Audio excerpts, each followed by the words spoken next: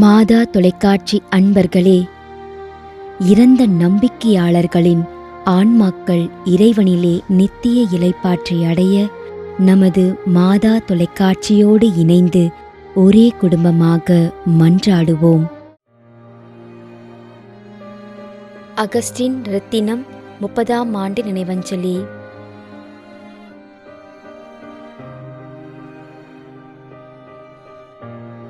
திரு M. Peter, Madurai, 2ஆம் ஆண்டு நினைவஞ்சலி.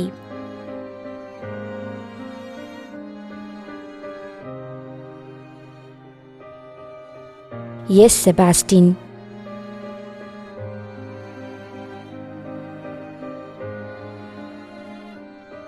திருமதி எஸ். புஷ்பம், ஞான ஒளிவுபுரம், மதுரை. மேலும் யாரும் நினையாத நம்பிக்கையாளர்களின் ஆன்மாக்களுக்காகவும் மன்றாடுவோம். தந்தை, மகன், தூய ஆவியாரின் பெயராலே ஆமென். ஆண்டவருடைய பெயராலே நமக்கு உதவி உண்டு. விண்ணையும் மண்ணையும் படைத்தவர் அவரே. திருவெளிப்பாட்டு நூலிலிருந்து வாசகம். அதிகாரம் 14, இறைவார்த்தை 13. விண்ணகத்திலிருந்து ஒரு குரலை கேட்டேன். இது முதல் ஆண்டவரோடு இணைந்த நிலையில் இறப்போர் பேறு பெற்றோர் என எழுது என்று அது ஒலித்தது.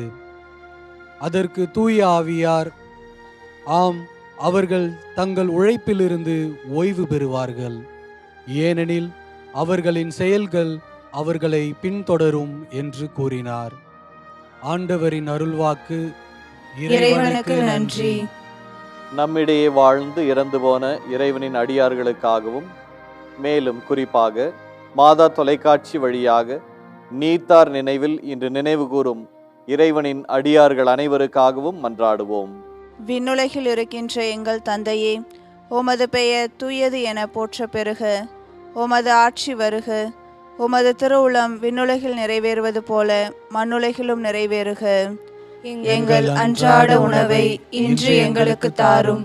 எங்களுக்கு எதிராக குற்றம் செய்வோரே நாங்கள் மன்னிப்பது போல எங்கள் குற்றங்களை மன்னியும்.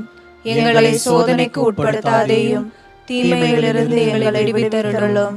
ஆமென். மன்றாடுவோமாக. இறைவா, இரக்கம் காட்டுவதும் மன்னிப்பளிப்பதும் உமது இயல்பு.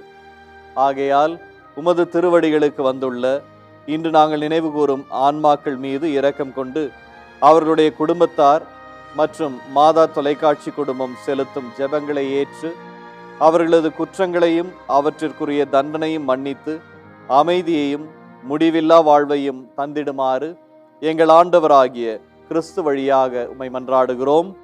ஆமென். நிலையான இளைப்பாறுதலை ஆண்டவரே இவர்களுக்கு அளித்தருளும். முடிவில்லாத ஒளி இவர்கள் மேல் ஒளிர்வதாக.